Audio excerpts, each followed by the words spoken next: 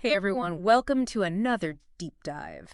This time we're taking a look at 18 life lessons from 18 years of the Marginalian. The Marginalian. You know Maria Popova, right? Oh, of course, yeah. She's got that fantastic website chock full of thought-provoking essays Yeah. on just about everything under the sun, And Yeah. to celebrate being at this for 18 years, Yeah. she put out a special newsletter distilling it all down to like her 18 biggest takeaways Okay. from all that reading and writing and thinking. And Yeah. we thought, well, why not do a deep dive into that and see what gems we can unearth? It's like having the cheat sheet to a better life, right? Right. Like she has read so much and thought so much over the years. Yeah. So to have her boil it down to 18 key insights, Yeah, it's amazing. I know. So be prepared for some serious aha moments because we're just getting started. Okay. Let's start with, I think, one of the most fundamental things that runs through a lot of this, which is Maria's thoughts on that love suffering and what it all means to be human. She jumps right in with this idea that strong people are actually the safest people to be around. Yeah, life learning #18 really throws down the gauntlet. Yeah. She's basically saying truly strong people are the ones who can handle their own vulnerability without, turning it outward, without making you feel their pain. And think about the people that you feel safest around. Yeah. I bet you they embody this kind of strength. Yeah, they're the ones that you feel like. They can be open and honest about their struggles Yeah. without making you feel like you need to fix them. It's like they have this inner resilience Yes. that allows them to weather the storms of life without dragging everyone else down with them. Exactly. And that reminds me of life learning #17, which is where she quotes Whitman. There is no unreturned love. The pay is certain one way or another. It's almost like you get a return on that emotional investment, Right. even when it doesn't go the way you hoped. Right. It can be a catalyst for growth. It makes you more empathetic. Yep. It makes you more understanding. Yeah. And ultimately, Yeah. better able to love and connect with others. Right. It's like, I think about the phrase, still waters run deep. ooh, I like that. So maybe the people who can handle their emotions with grace and resilience, Yeah. those are the ones with the deepest wells of love to offer. So thinking about your own life, how does this resonate with you? Yeah. Do the people you surround yourself with have this kind of quiet strength? Mm-hmm. And how can you cultivate it in yourself? Because let's face it, we've all had moments where we Oh, yeah. project our own insecurities and frustrations onto others. All the time. Maybe the key is to become more aware of those patterns Right. and learn to handle those emotions in a way that doesn't, create collateral damage. Yeah. And I think that leads beautifully into her next theme, which is choosing joy as an act of resistance. Yeah. Because in a world that's constantly bombarding us with reasons to be anxious or cynical or downright despairing, Oh, yeah. choosing joy becomes almost a radical act. And it's not about ignoring the bad stuff, Right. but it's about actively seeking out the good, Yeah. even in the smallest, most ordinary moments. That's life learning, #14. And she even compares it to a child choosing a shoe or a crayon. Right. These tiny little, seemingly insignificant choices. But those little things bring delight. Right. And she paints these little vignettes of a man and his dog enjoying their morning stroll, a girl on her bike, Okay. the unfurling of a new leaf. And it's just Yeah. these everyday moments Yeah. become these little bursts of light in the mundane. And the power of that choice is amplified when you consider the context of Viktor Frankl, who she mentions. Right. This is a man who found reasons to say yes to life in a concentration camp. Wow, yeah. It's a testament to the resilience of the human spirit Yeah. and our capacity to choose joy even when surrounded by unimaginable darkness. It makes you realize that choosing joy isn't about waiting for the perfect circumstances or for things to magically get better. It's about making that conscious decision to focus on the good, to find the beauty in the everyday, to cultivate a sense of gratitude for the small things. And the more you practice it, the more you start to notice those little glimmers of joy throughout your day. It's like training your mind to seek out the positive. Yeah. And the more you do it, the more easily those moments come to the forefront. So what does this look like for you in your own life? Yeah. What are those little things that bring you joy, those simple pleasures that you might be taking for granted? Maybe it's a morning cup of coffee, a walk in nature, a good conversation with a friend, or even just the feeling of sunshine on your face. Right. Taking the time to really savor those moments, to feel that little surge of joy, can make such a huge difference in your overall outlook. And what's so fascinating about this choice of joy is it doesn't just benefit you personally. No. It has this ripple effect. Oh, yeah. When you radiate joy, it subtly influences the people around you. It's contagious. Yeah, it is. And in a world that desperately needs more positivity, choosing joy becomes an act of service. Yeah. It's a way to contribute to a more hopeful and uplifting collective experience. Okay, let's shift gears a bit and dive into Maria's thoughts on relationships. Okay. In Life Learning, #13, she focuses on this crucial role of forgiveness, especially in those deep, meaningful bonds that inevitably lead us to encounter each other's shadows. You know, she uses this brilliant analogy to describe relationships. Okay. They're both lifeboats and submarines. Ooh. They provide that sense of safety and support, that feeling of being seen and understood. But they also take us to those deep, sometimes murky depths All right. within ourselves and within each other. Yeah. And it's in those depths that we're most likely to bump up against each other's flaws. Yeah. You know, those less than perfect parts that we all try to hide. Absolutely. And that's where forgiveness comes in. Right. It's like the oxygen tank. Yeah. That allows us to navigate those dark underwater spaces without suffocating Yeah. under the weight of resentment or bitterness. It becomes the engine of buoyancy that keeps the relationship afloat. Exactly. Yeah. And allows it to resurface and reconnect with the light. So thinking about your own relationships, how do you view forgiveness?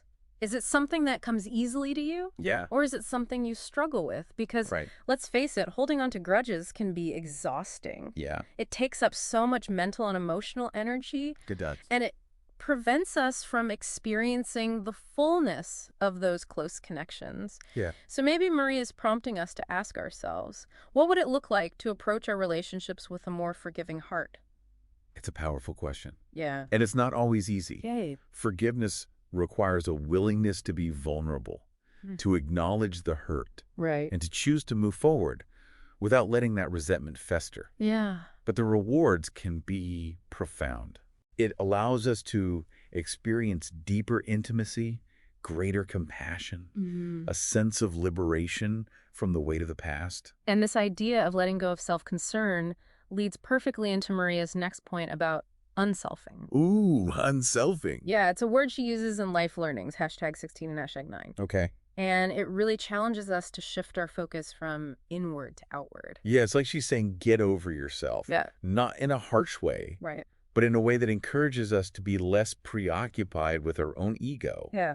and more engaged with the world around us. In Life Learning, #16, she puts it so bluntly, she's like, nothing is more tedious than self-concern, the antipode of wonder. Oh, wow. And it's like when we're constantly fixated on ourselves, our problems, our desires, Right. we miss out on the beauty and wonder that exists outside of our own little bubble. Yeah, we're so busy looking inward that we forget to look up and see the vastness of the universe around us. And she backs this up with a great quote from E.B. White in Life Learning, #9. The role of the writer is to lift people up, not lower them down. Now, obviously, she's talking about writers here, Right. but I think this applies to all of us. Yeah, Regardless of what we do for a living, it does. we all have the power to impact others, to lift them up or to bring them down. Right. The question is, what kind of impact do we want to have? It's a great question to ask ourselves. Are we contributing to the negativity and cynicism that seems to be so pervasive these days? Right. Or are we actively trying to make the world a little bit brighter, Yeah. a little bit kinder, a little bit more hopeful? And here's where it gets really interesting. Okay.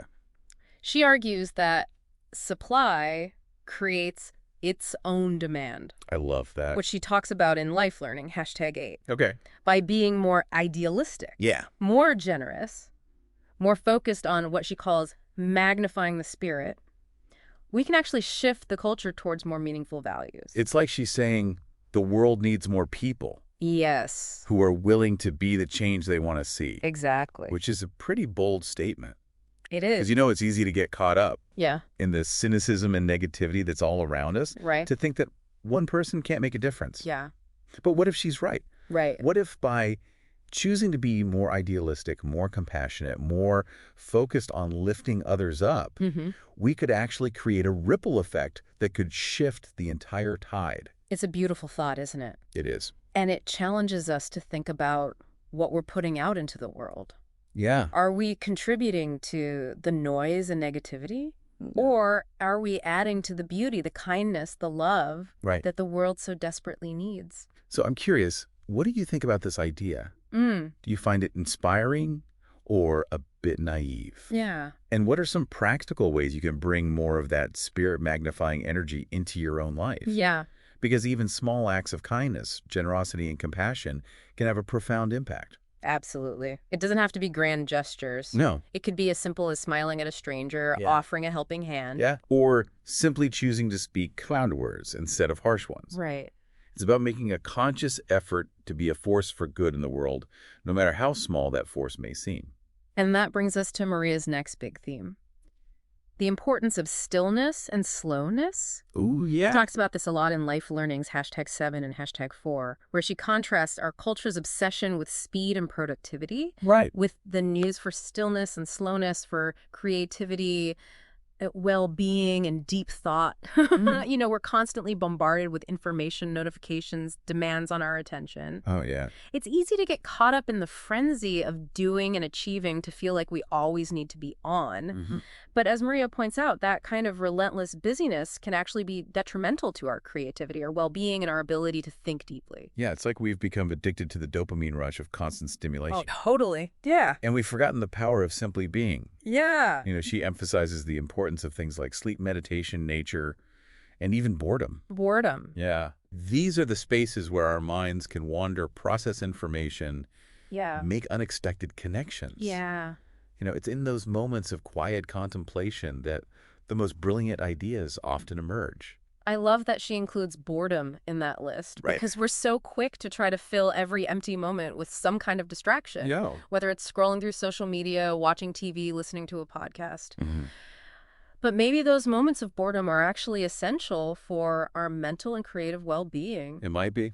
Yeah. It's possible. You know, maybe they allow our minds to decompress, to wander, to make those unexpected connections that lead to breakthrough insights. It's counterintuitive, right? It is. We've been conditioned to believe that being busy is a sign of productivity and success. Right. But what if it's actually in those moments of stillness, those times when we're not actively doing anything, that we're actually doing some of our most important work? So how do you experience stillness in your own life? Yeah. What are those things that help you disconnect from the constant buzz of the outside world and reconnect with yourself? Right.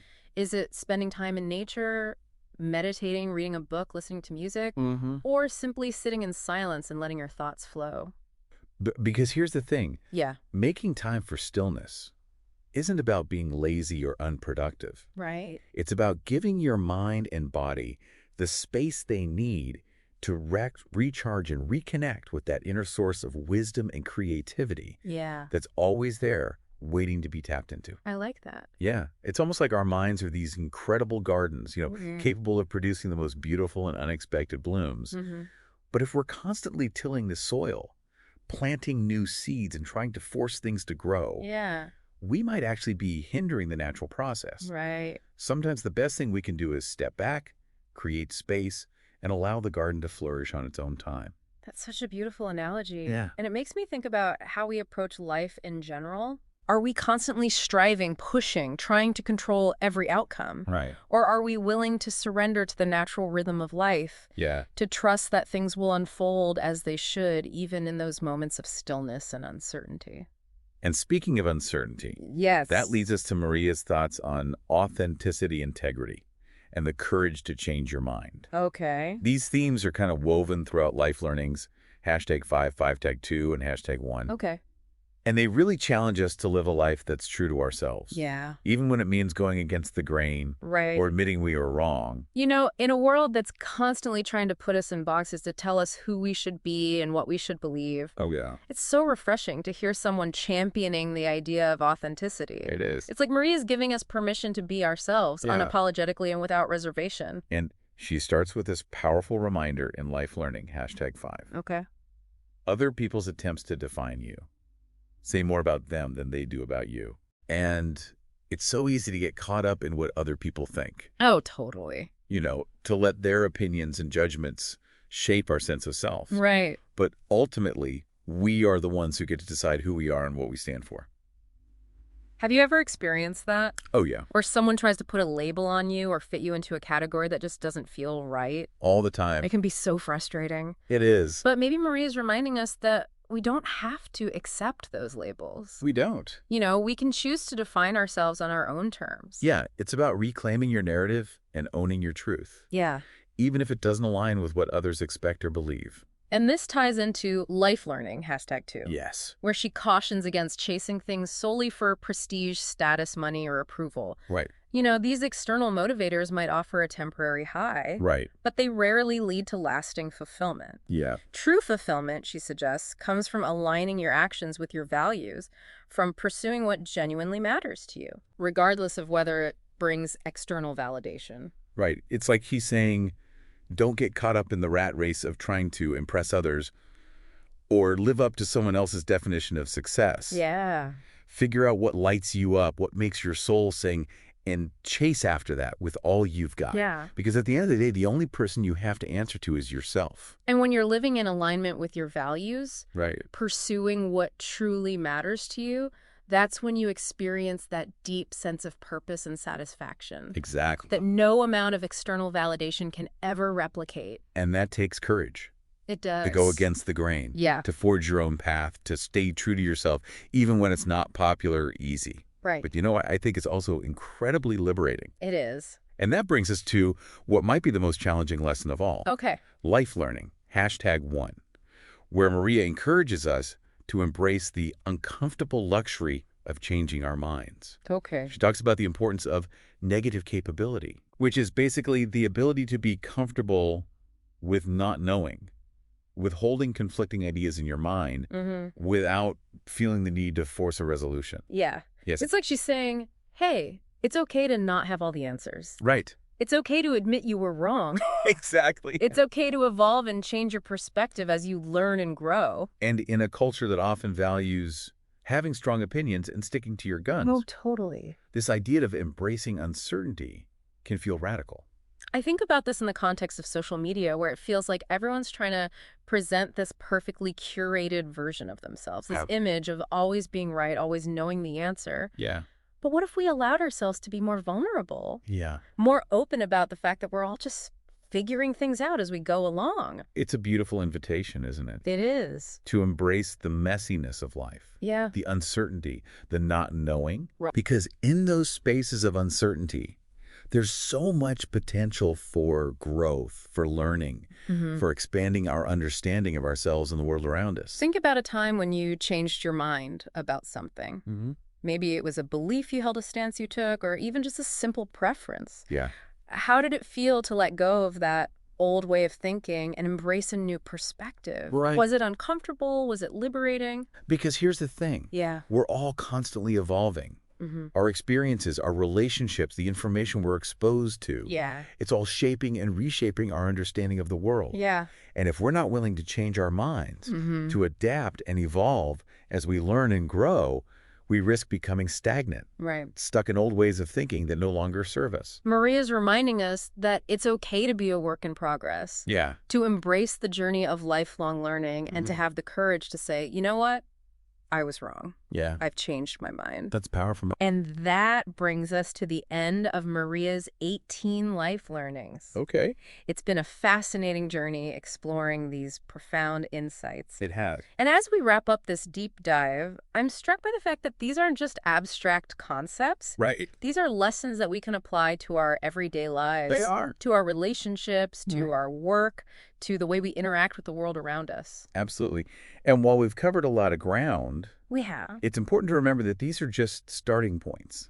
Right. You know, Maria's insights are like seeds that she's planting in our minds, Ooh, I like that. inviting us to cultivate them, Yeah. to nurture them, to see what beautiful blooms they might produce in our own lives. I love that analogy. Yeah. It reminds me that personal growth is a process, not a destination. It is. You know, it's about taking these insights and integrating them into our lives in a way that feels authentic and meaningful to us. And that might look different for each of us. Right. Maybe it's about being more intentional about choosing joy, about approaching our relationships with more forgiveness, about embracing the uncomfortable luxury of changing our minds, or about simply creating more space for stillness in our busy lives. It's about taking what resonates with us, what speaks to our hearts, and using it to create a life that feels more aligned, more fulfilling, and more in tune with our true selves. And you know what's so wonderful about Maria's work? What? It's that she doesn't offer prescriptive advice. Right.